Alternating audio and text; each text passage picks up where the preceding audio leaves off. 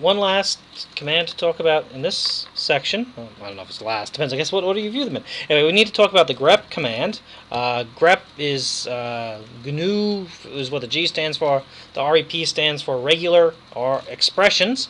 And regular expressions is kind of a computerese way of saying search for patterns. We'll talk about the simplest form of grep, which includes a file name. So, for instance, if I grep for Kirk with single quotes around it in my Star Trek file, you can see that here's all the lines with Kirk in it. Okay, so it gave me those lines. Or I could grep for dead. Let's see. Oh, there you go. He's dead, Jim. You're dead, Jim. I'm sure the doctor said those. So you can search to see if things are in files. You can search to see if some things aren't in files. Like, for instance, I'm hoping that's not in there. Yeah, so it just kind of returns nothing. So that'll search in a single file. Now, you can also search in multiple files in the directory. So, for instance, I'm going to go to a system directory called /etc, etc, and I'm going to look for something here. Let's say I want to see where there's kurban in these files, or where I am. So I'm going to grep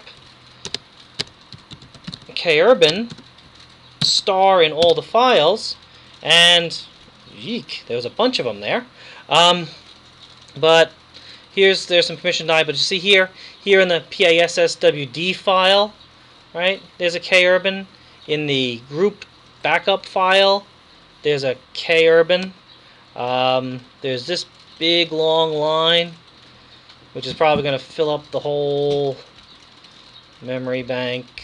Anyway, so there's the grep to look for. So if you're looking for, like, let's say a system command, like over here in rc.d or system, and if I want to see which one is starting a specific utility, like, let's say, I can't think of utility offhand,